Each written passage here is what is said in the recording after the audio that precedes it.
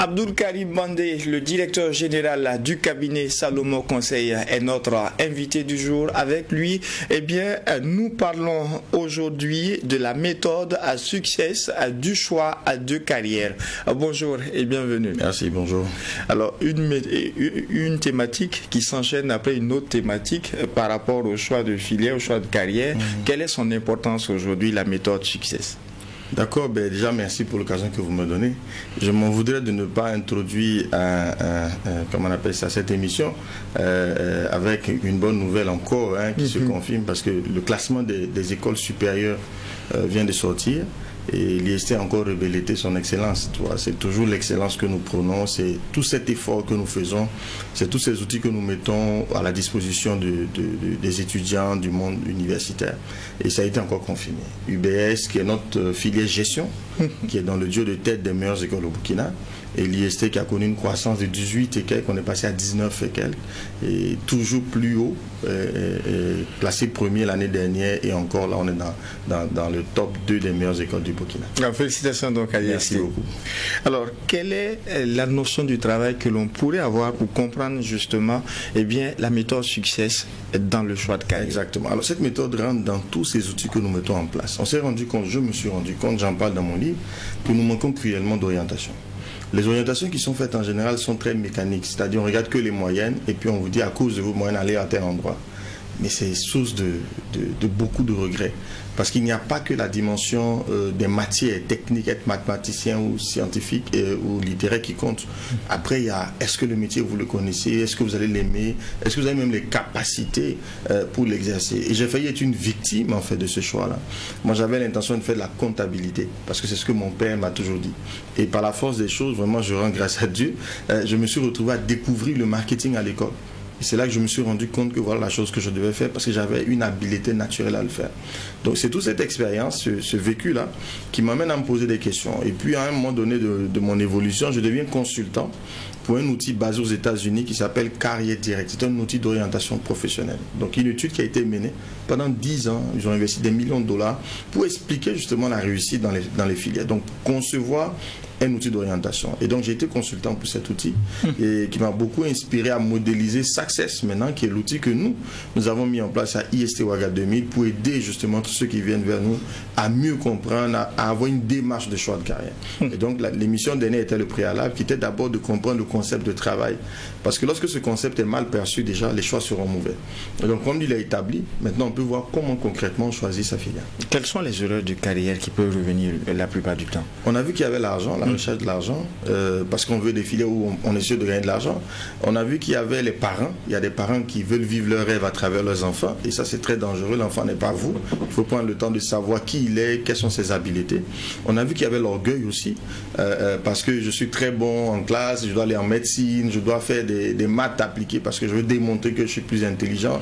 Ça fait ronflant de donner ma filière. Non, ce n'est pas des critères qu'il faut prendre en compte. Il y en a bien d'autres d'ailleurs. Maintenant, cette fois-ci, qu'est-ce que la méthode Success?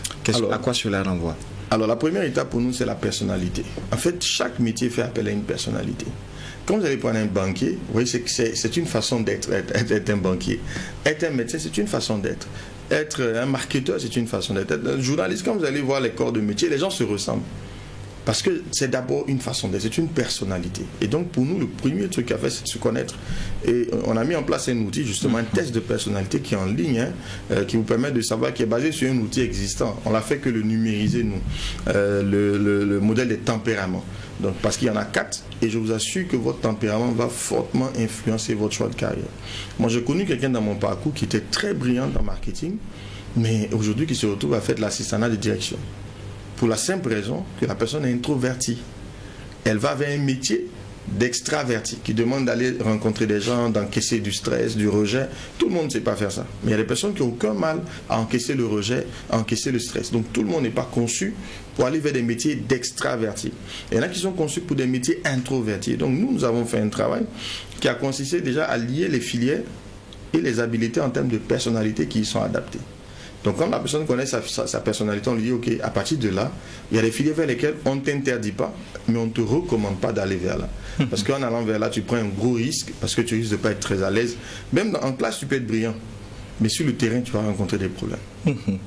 Mais quand on lit cela au tempérament, est-ce à dire que pour une personne colérique, par exemple, il faut faire attention dans le choix, dans l'option, et quand vous êtes en face d'une telle personnalité, facilement déjà vous savez comment le désorienter par rapport à ce qu'il voulait et comment l'orienter exactement. Puisque je veux comprendre un peu le tempérament. Prenons la personne colérique. C'est la personne qui a le plus d'options.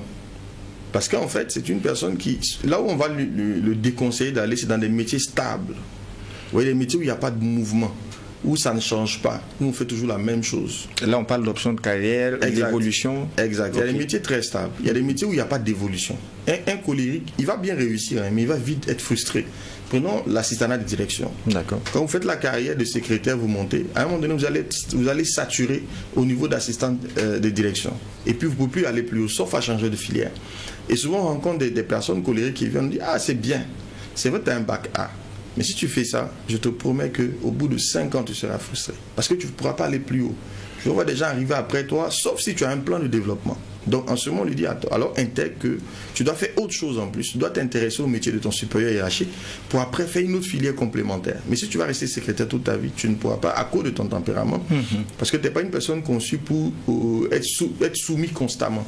Tu as trop besoin de l'idée de diriger. Donc vous allez voir des secrétaires, vous arrivez à leur secrétariat, elles aiment commander, vous sentez qu'elle veut vous donner des orientations. Ça veut dire que c'est une colérique à la base et elle n'est pas au bon endroit. L'autre chose où on va un peu déconseiller les colériques, ou en tout cas faire attention, c'est en comptabilité. La comptabilité est très stable, ça ne varie pas. Il n'y a pas d'incertitude. 1 plus 1 doit être égal à 2. Soit c'est ça, soit c'est pas ça. Quand on prend le bilan, il doit être équilibré. Le colérique a trop besoin de challenge, trop besoin de défis. Donc c'est tellement stable que lui, ça va l'ennuyer. Mais il y a d'autres tempéraments qui ne veulent pas les défis. Et ils sont bien à l'aise pour ce genre de métier. Vous allez voir que la plupart des comptables sont introvertis. Ils sont très calmes, ils restent dans leur coin, ils sont méthodiques, parce que c'est adapté pour eux. Oui, mais vous prenez un gars qui a besoin de parler un sanguin, qui a besoin d'être avec les gens et tout, tu te donnes ta comptabilité, mais il va donner tous tes chiffres dehors parce qu'il ne peut pas se taire lui. Alors que c'est un job où il faut rester très silencieux et très méthodique. Oui. Donc le tempérament va beaucoup influencer le choix de carrière. C'est vrai qu'au niveau du cabinet Salomon Conseil, ils auront toutes les réponses, mais déjà, quelle est l'une des places du colérique? Au moins une. Déjà, il est très bien dans le marketing, il est très bien dans, je vais prendre quelle filière, la logistique, tout ce qui va demander d'aller au contact. Il est très bien dans les filières technologiques, c'est les mélancoliques qui l'emportent pendant les formations à cause de leur profil, parce qu'ils sont très scientifiques, très analytiques et puis studieux. Mais sur le terrain, le colérique risque de leur damer le pion à cause justement de son ascendant naturel, son leadership, qui ne triche pas pour l'avoir en fait. Ouais, il a ça naturellement, il doit juste travailler son humilité pour être plus équilibré. Après la première étape liée à la connaissance, la personnalité, un peu au tempérament, quelle est la suite dans le processus, la méthode Success? Alors dans la suite, on va s'assurer, on va développer ce qu'on appelle, ce qu'on aime. Je rencontre plein de jeunes qui viennent en orientation qui me disent « Ah, j'ai envie de faire informatique ». Je dis « Ok, pourquoi informatique ?» Il dit « Parce que j'aime ». Je dis « Ok, comment tu sais que tu aimes cette filière ?» « Non, je sens que j'aime. » Mais tu sais sur quoi tu t'appuies? Tu vois, c'est juste l'idée qu'on a de la filière, mais on ne la connaît pas vraiment. Et ça, il faut faire un travail de découverte des filières pour savoir qu'est-ce qui t'attend quand tu vas rentrer dans cette filière-là. Et il y a 3 leviers. Nous, à notre niveau, nous avons conçu des vidéos.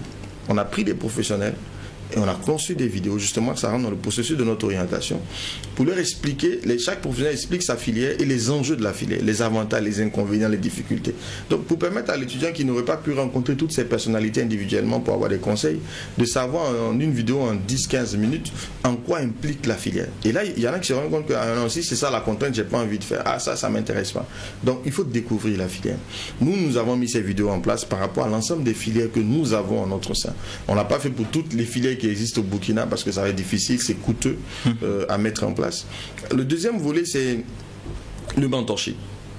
Et nous, on encourage beaucoup les jeunes, justement, c'est pour ça qu'on a un programme mentorship chez nous, où des hauts cadres, des hauts dirigeants viennent partager leur vécu, ce qui permet aux étudiants, vous voyez, dans le premier trimestre, ou du moins les premiers mois, parce qu'ils sont en tronc commun encore, ils peuvent encore changer. Donc, durant cette période, ils vont recevoir des conférences sur le sujet. Donc pour leur permettre de mieux découvrir les filières et puis dire attention, non, au bout d'un mois, je sais que c'est pas ça que j'ai envie de faire, j'ai plutôt envie de faire ça. Donc il a la possibilité de se réorienter en fonction du conseil qu'on lui avait donné au départ, de l'interaction qu'il a maintenant dans la filière. Il y a un temps où ils peuvent encore changer de filière et on va les accompagner dans ce sens. L'autre chose que je conseille aux parents de faire très tôt, c'est de permettre à vos enfants de faire des stages. on n'y pense pas. On se dit c'est pas possible, mais c'est possible si on regarde autour de nous, de vivre le monde de l'entreprise. Moi, je suis arrivé juste aujourd'hui parce que je devais déposer mon fils au stage. Voilà, parce que pour moi, il faut qu'ils découvrent tôt le monde de l'entreprise. C'est pas qu'ils aillent faire des choses compliquées, mais qu'ils se rendent compte que ça j'ai envie de faire, ça j'ai pas envie de faire. Et c'est ça l'avantage des personnes qui naissent dans des familles assez nanties. Parce que là, il y a tous les profils dans la famille. Vous allez voir une famille, il y a des avocats, il y a des médecins. Donc l'enfant a le temps de savoir qu'est-ce que ça implique d'être avocat, d'être médecin. Donc ses choix sont plus cohérents. Mais l'enfant de l'autre, d'accord, comme nous autres, quand on arrive dans cet environnement, on ne sait pas ce qu'on doit faire.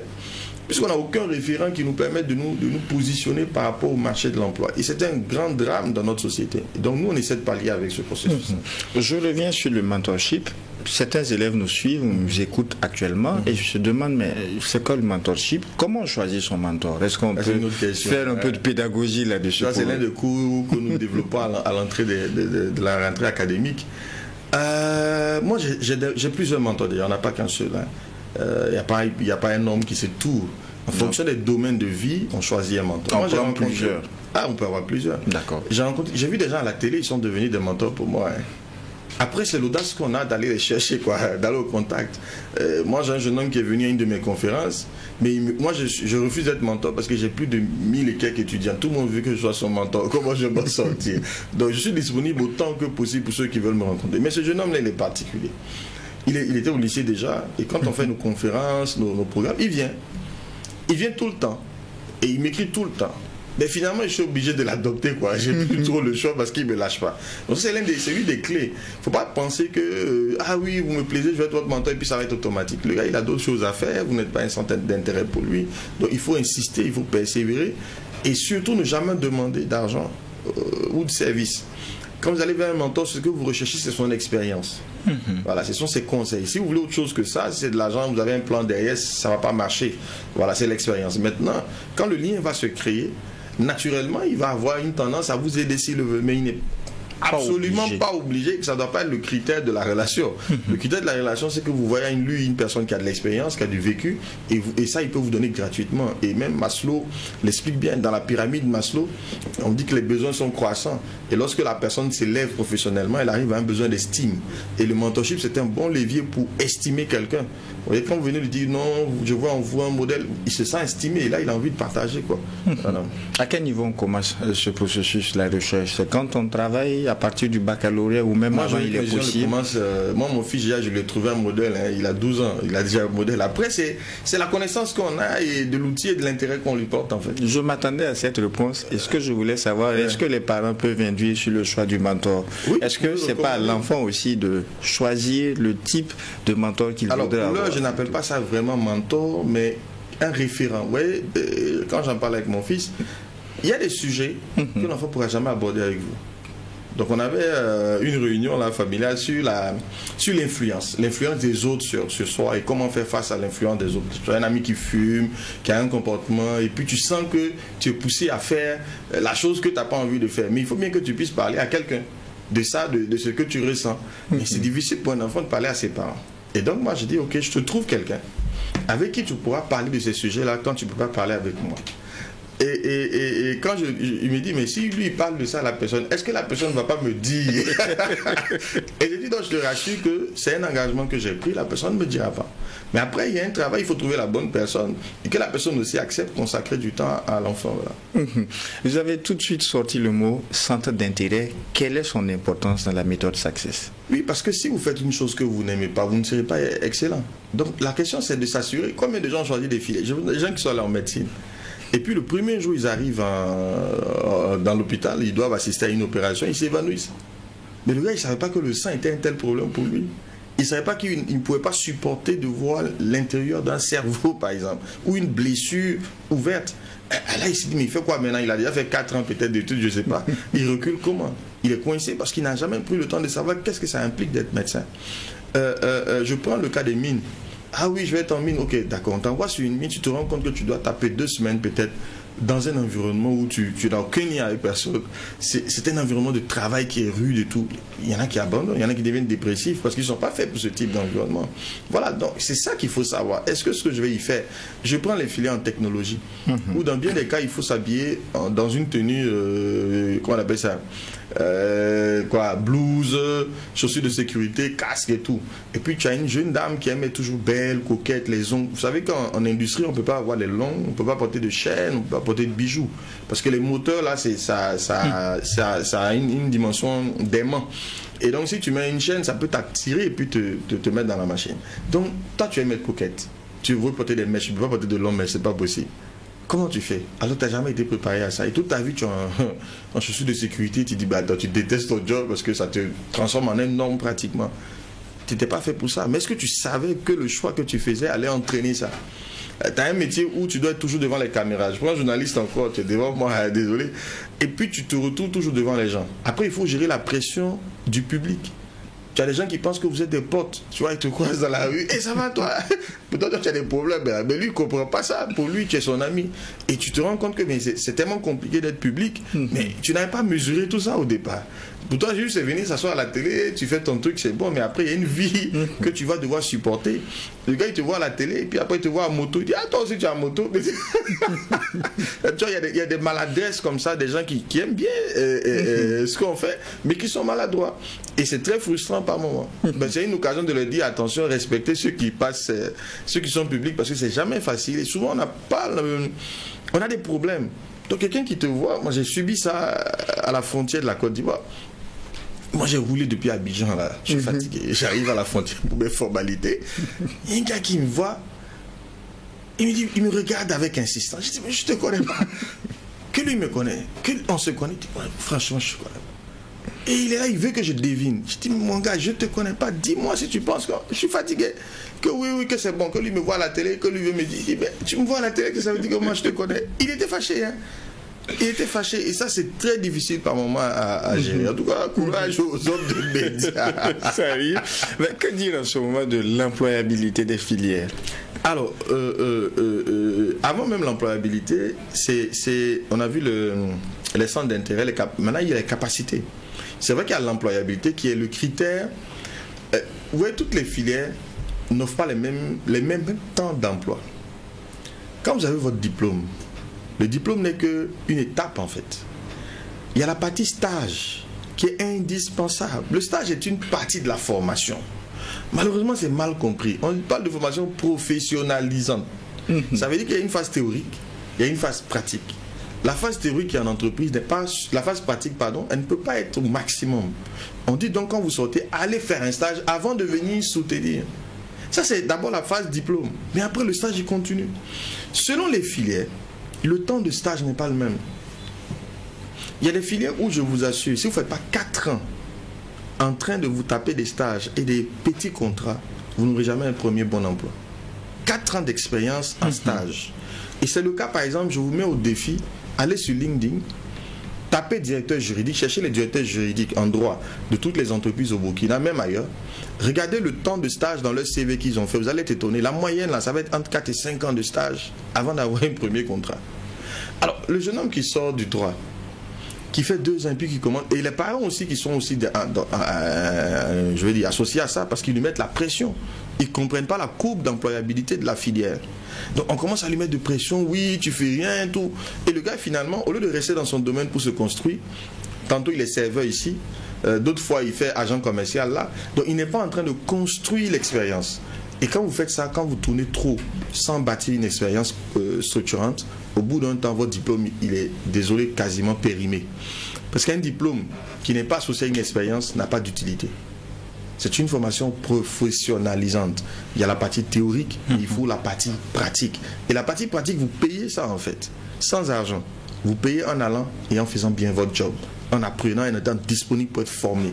C'est votre engagement, votre disponibilité qui est la monnaie avec laquelle vous payez votre expérience. Si vous refusez de payer cette facture-là, vous ne l'aurez pas. Si à la première occasion vous fuyez, vous abandonnez, ah c'est trop dur, on ne nous paye pas. Non, tu n'es pas allé là-bas pour être payé. Tu es allé là-bas d'abord pour apprendre. Ça doit être ta préoccupation. Et j'ai dit que Le temps n'est pas le même. Pour toutes les filières, en moyenne, c'est 2 ans. 2 ans après le premier diplôme en moyenne, sauf pour des gens qui ont eu beaucoup de chance. Hein. Et même ceux qui ont eu beaucoup de chance, généralement, c'est des prisons. Qu'est-ce que j'appelle prison? Je donne l'exemple d'un de mes étudiants qui obtient tout de suite brillant major de sa classe. Un ami me demande des profils, je lui envoie, on le met au call center d'une compagnie de téléphonie mobile. Il est payé, il vient de finir ses études, il est payé à 125 000 francs par mois ou 150 000. Au bout de 6 mois, je l'appelle. J'ai dit, tu sais, il faut que tu quittes là-bas. Il me dit comment? Je dis, oui, il faut que tu quittes. Il faut que tu quittes et que tu ailles faire un stage. Ah non, pourquoi lui? J'ai dit, mais si tu restes là, dans 5 ans, même pas 5 ans, c'est fini pour toi. Tu ne pourras plus rien faire. Cette expérience, tu ne peux pas la capitaliser. Ça doit être un passage. Ça ne doit pas être un endroit où tu restes, tu t'éternises. Je te regarde autour de toi, les plus anciens qui y sont. Et puis tu vas comprendre pourquoi tu dois quitter. Et puis il m'a écouté, il a démissionné. Il est allé faire un stage où on le payait peut-être 50 000 francs pour le stage. De 125 000 à 50 000. À 50 000. Au bout de 8 mois, 1 an, il a compris pourquoi il fallait qu'il démissionne. Aujourd'hui, il doit être peut-être à, je ne sais pas moi, 400 000. Mais s'il était resté là, il était toujours à 125 ou 150 et frustré. Donc il y a des emplois qui sont de vrais pièges. C'est stable, tu es tranquille, on ne te dérange pas, il n'y a pas de problème. Mais tu ne te développes pas. Parce que pour te développer, il faut te muscler. Ça fait mal quand on fait du sport, quand on veut être performant. Il faut aller dans des endroits où on va te travailler, on va te jobber tes muscles, on va te mettre à l'épreuve. Quand tu sors de là, tu as guéri. Après, l'argent te poursuit. Mais si tu te retrouves dans un truc très stable, on ne te dérange pas, tu as un minimum, tu seras heureux 5 ans maximum. Mais après, les regrets vont commencer. 150 000, quand tu es marié, tu as des enfants, tu fais quoi avec ça? Et tu n'as pas une expérience qui peut soutenir d'aller plus haut. Tu fais quoi avec? Tu restes là, c'est mort. Donc oui, le temps de stage est important et les filières n'ont pas les mêmes employabilités. Il faut prendre ça en compte. On va terminer par l'importance de l'entretien personnalisé. Ok, alors quand on a pu travailler votre personnalité avec un test en ligne, vous l'avez fait. Quand on vous a permis de voir les différents profils, vous avez compris, on a aussi un test de compétences. Parce que chaque filière fait appel à des compétences données. Par exemple, compétences analytiques, aide-moi en maths, une capacité rédactionnelle. Il y a des ensembles de compétences qui sont nécessaires, la curiosité, etc. Donc on essaie de le modeler. Ça c'est vraiment en modélisation. Parce qu'on est en train de le tester. Le test de personnalité, lui, il est stable, il est bien maîtrisé. Et ça fait 4 ans quand même qu'on déploie, 5 ans qu'on déploie ces solutions-là. Quand on a fini de faire tout ça, on te rend compte, on va prendre 1 heure avec la personne, si elle veut bien, on ne s'est pas forcé, et puis on va échanger. Il va poser toutes les questions possibles. Et je vous dis que l'équipe est là, je le fais moi-même. Bon là, si j'ai dit, il faut que je me retrouve submergé, je ne pourrais plus rien faire d'autre. Mais l'équipe est là et on va le faire gratuitement avec les jeunes justement pour les aider à faire le choix de carrière. Et c'est vraiment ça, l'une de nos grandes préoccupations à IST Ouagadougou. Quel est le mot de fin, Abdoul Karim Bandé? C'est de souhaiter encore bonne rentrée scolaire puisqu'on prépare. Les parents, c'est la période il faut préparer l'argent. Préparez-vous parce que ça arrive en octobre. Il ne faut pas qu'on soit surpris. Et bonnes vacances et que Dieu bénisse le Burkina Faso. Merci à vous, Abdoul Karim Bandé. Merci d'avoir accepté cette invitation d'un début de semaine. Et nous vous souhaitons également une bonne journée, une bonne semaine. Merci beaucoup. Merci à vous, auditeurs et téléspectateurs. Merci pour votre constante fidélité à ce programme. En attendant, Dieu voulant, de vous retrouver pour un prochain numéro. Non seulement portez-vous bien, mais aussi et surtout, il l'a dit, que Dieu bénisse le Burkina Faso. Au revoir.